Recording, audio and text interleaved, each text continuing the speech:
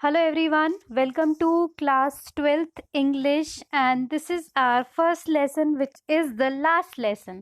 वाह, पहला लेसन ही आखिरी लेसन है, पर ये आखिरी लेसन नहीं है. This is a very emotional lesson. इसके अंदर काफ़ी सारी चीज़ों का डिस्कशन किया गया है. तो चैप्टर से पहले ना चैप्टर का एक बैकग्राउंड बताते हैं आपको. ये जो ऑथर है हमारे अल्फोंसे दाऊदेत, ये फ्रेंच नॉवेलिस्ट और स्टोरी राइटर हैं. अब ये लास्ट लेसन कब लिखा गया था? फ्रैंको प्रुशियन वॉर के दौरान. अब जो फ्रांस है उसको किसने हराया था? उसको हराया था प्रूशिया ने. अब ये भैया था क्या चीज़? अब छोटी सी बात से समझने की कोशिश करते हैं. तो ये हमारा फ्रांस है और ये है हमारा प्रूशिया. प्रूशिया के अंदर काफ़ी सारे जो थे कंट्रीज़ वो उस अब के टाइम के आते हैं, जैसे कि जर्मनी, पोलैंड और ऑस्ट्रिया. इस समय क्या था, वर्ल्ड वॉर तो नहीं हो रहा था पर उसके आसपास का समय चल रहा था. एक दूसरे के ऊपर अटैक करने की इनकी बहुत ज़्यादा जो थी वो वहाँ पे काम चल रहा था इनका. अब इन्होंने क्या करा, फ्रांस पे अटैक किया मिलके और फ्रांस को इन्होंने कैप्चर कर लिया. अब किसी भी कंट्री को जब कोई कंट्री कैप्चर कर लेती है तो वो क्या करेगी? वो उसके रूल्स चेंज करने की कोशिश करेगी, वो उसके लोगों का माइंड चेंज करने की कोशिश करेगी. और सबसे पहली चीज़, इन सब चीज़ों के लिए जो सबसे ज़्यादा रिक्वायरमेंट है वो क्या करेगी, वो उसकी लैंग्वेज को चेंज करने की कोशिश करेगी. क्योंकि आप कैसे कह सकते हो आप इंडियन हो? क्योंकि आप इंडियन लैंग्वेजेस जानते हो, जो भी हमारी शेड्यूल्ड लैंग्वेजेस हैं आप वो जानते हो. तो इस वजह से आप क्या हो, आप इंडियन हो. तो ये बैकग्राउंड इसी समय का है. अब यहाँ पर बात हो रही है एक प्यारे से बच्चे की, और प्यारे से बच्चे का जो नाम था वो क्या था, वो इस चैप्टर में पता चलेगा अभी हमें. तो आइए जानते हैं. अभी जो प्यारा सा हमारा बच्चा है, ये क्या है, ये स्कूल की तरफ भागता हुआ जा रहा है क्योंकि वो मॉर्निंग में लेट हो चुका है. नोबिता जैसा बच्चा आप समझ लीजिए. और वो बड़ा घबराया हुआ है कि घर, अब तो वहाँ पहुँचूंगा, घर नहीं स्कूल पहुँचूंगा तो बड़ी डांट पड़ेगी. क्योंकि एम हैमल ने मुझे पार्टिसिपल्स के रूल्स लर्न करने को कहा था. अब तो पहली बात भाई साहब लेट, दूसरी बात भाई साहब ने पार्टिसिपल्स के रूल ही याद नहीं कर रखे. और भाई साहब कहते हैं कि मुझे उसका पहला वर्ड भी नहीं पता. एक मोमेंट के लिए वो बच्चा सोचता है कि भाग जाऊं इधर उधर, देखो कितना बढ़िया मौसम हो रहा है, बर्ड्स चिप कर रही हैं और प्रूशियन सोल्जर्स जो हैं वहाँ पे ड्रिलिंग कर रहे हैं. अब प्रूशियन सोल्जर्स वहाँ पे क्यों है? क्योंकि भैया फ्रांस के जो दो सिटी हैं एल से लॉरेन, उनको वो जीत चुके हैं. तो ऑब्वियस सी बात है प्रूशिया के ही सोल्जर्स होंगे, जो आज के टाइम का जर्मनी, पोलैंड, ऑस्ट्रिया वगैरह है.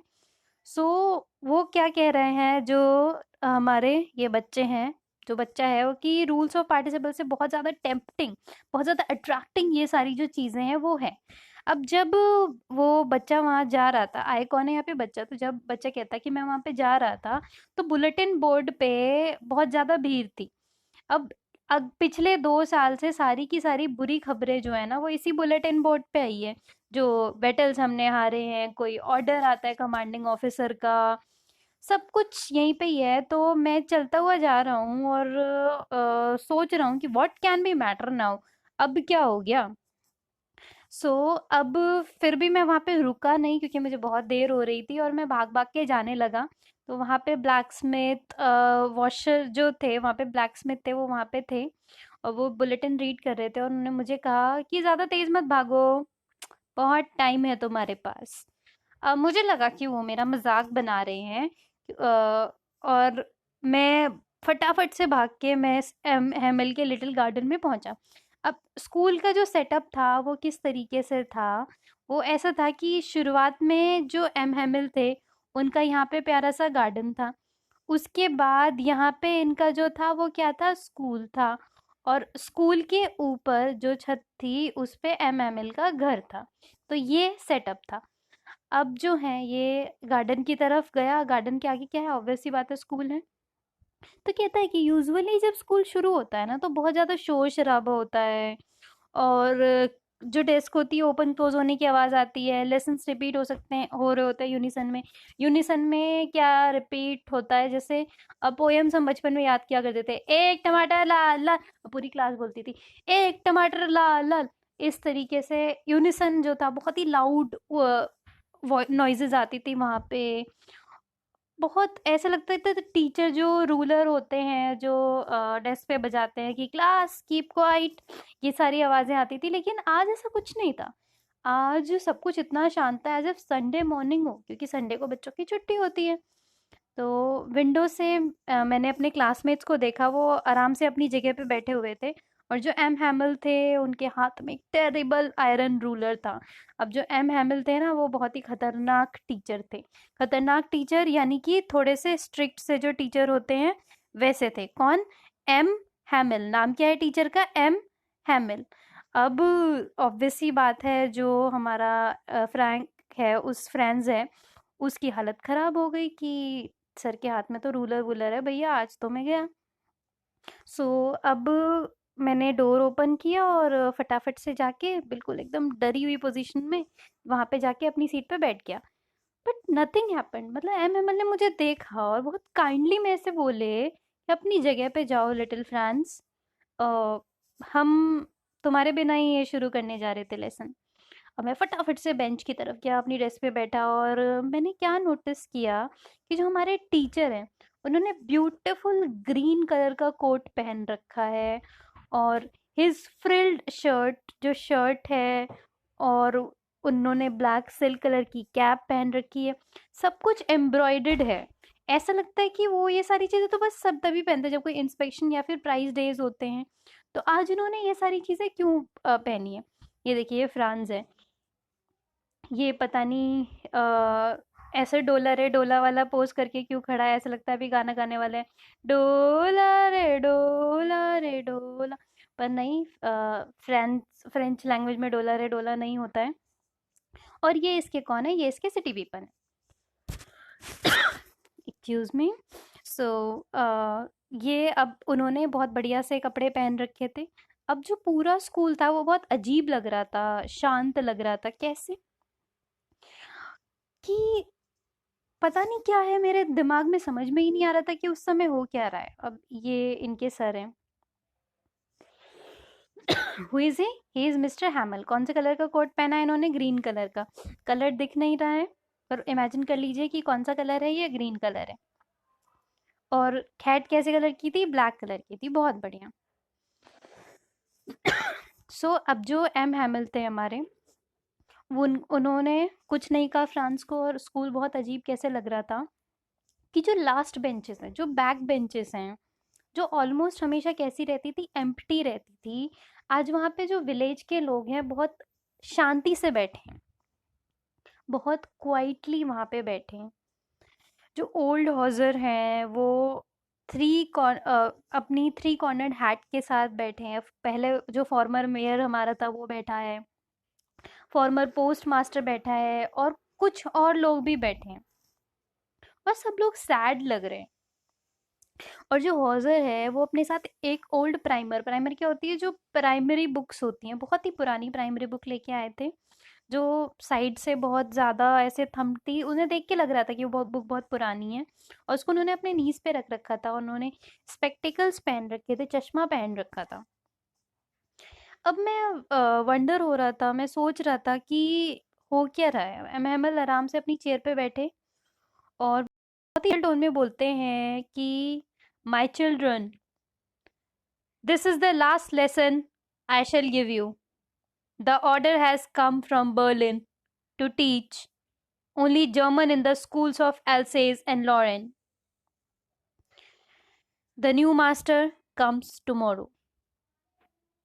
अब जो एम हैमिल थे उन्होंने क्या कहा कि ऑर्डर आ रखे हैं जो प्रूशिया है कि एल्से और लॉरेन में भी जर्मन ही पढ़ाई जाएगी, यानी कि एम हैमिल का ये लास्ट लेसन था। सो एम हैमिल कहते हैं this is the last French lesson, I want to be very attentive.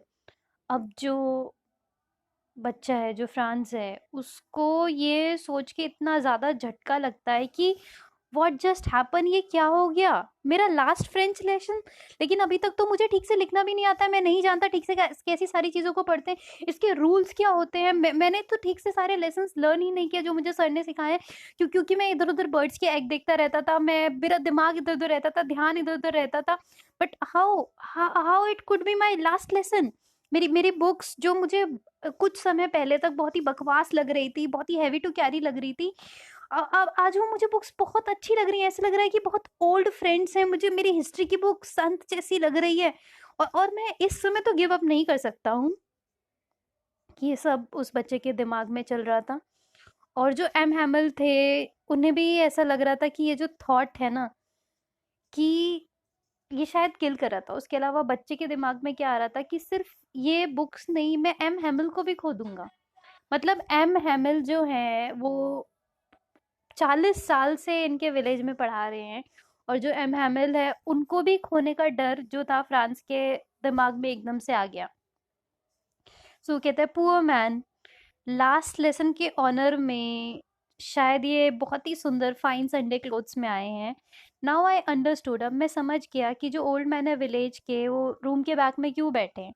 हो सकता है वो सॉरी फील कर रहे हो कि वो स्कूल अब जो है वो नहीं गए, और शायद वो एक लेसन यहाँ पे पढ़ना चाहते हैं अपनी कंट्री के रिस्पेक्ट में।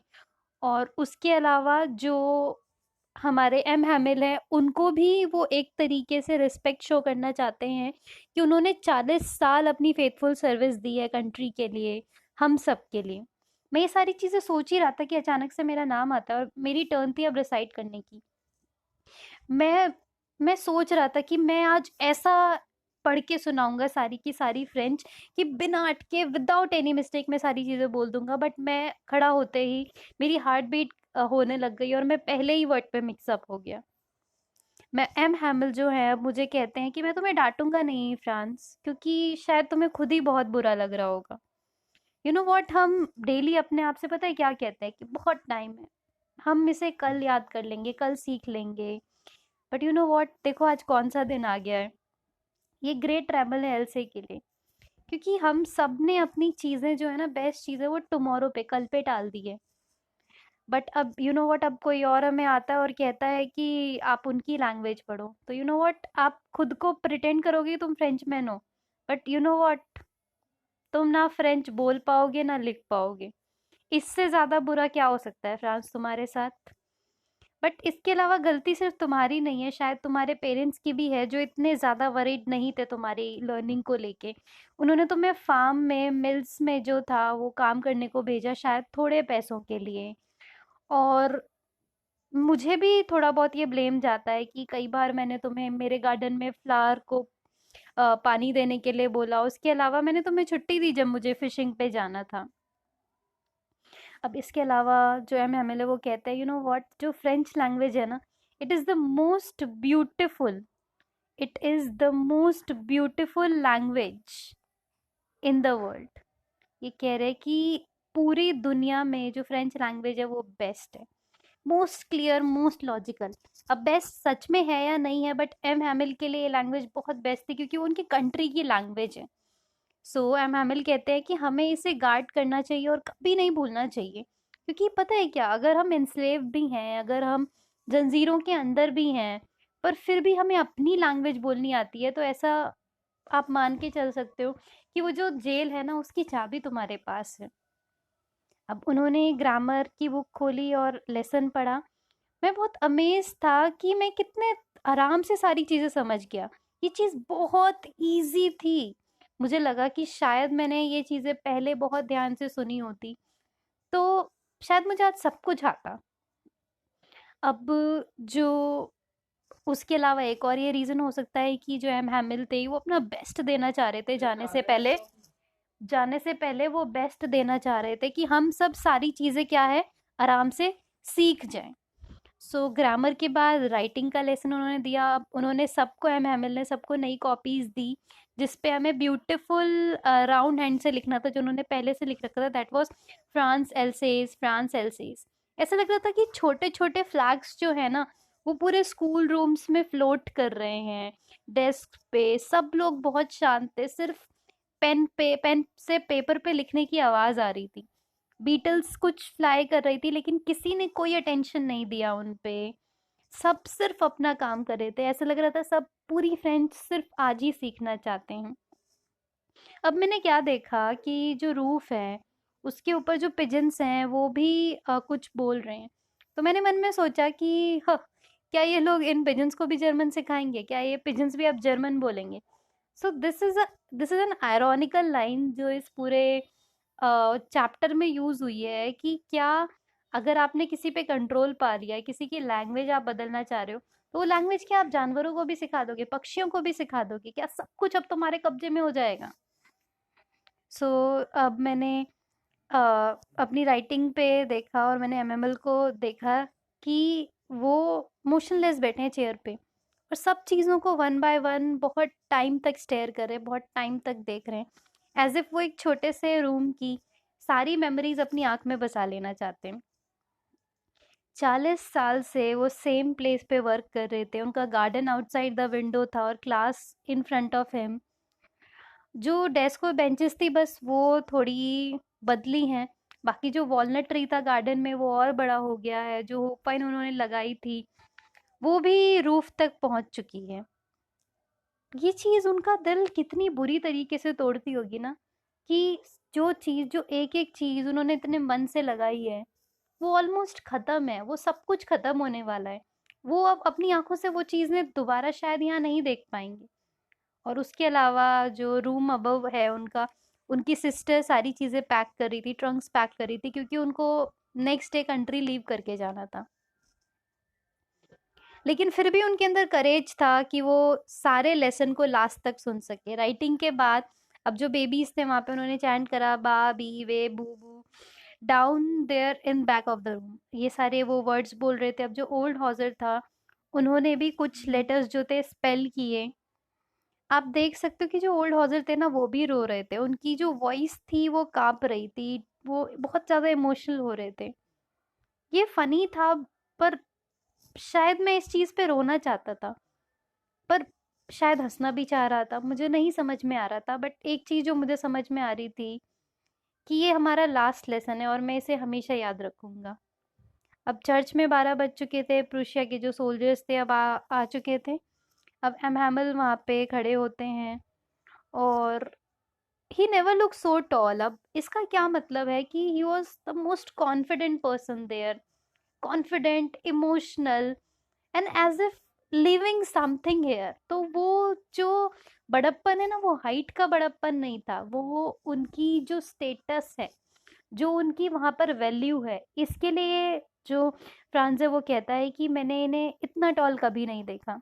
अब वो बोलते हैं माय फ्रेंड्स, वो कुछ बोलना चाहते थे बट उनकी वॉइस जो थी वो चोक हो गई, एज इफ वो नहीं बोल पाएंगे। वो ब्लैक बोर्ड की तरफ मुड़ते हैं और लार्ज लेटर्स में लिखते हैं वाई विल लव France, it means long live France. और उसके बाद वो वहाँ से चले जाते हैं और कहते हैं school is dismissed, you may गो।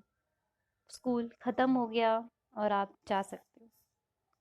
तो आई होप आपको लेसन समझ में आया। अगर कोई भी कंफ्यूजन या क्वेरी है आप हमें कमेंट सेक्शन में लिख के बता सकते हैं। I will try to answer each and every query as soon as possible. So meet you all in my next video. Thank you so much.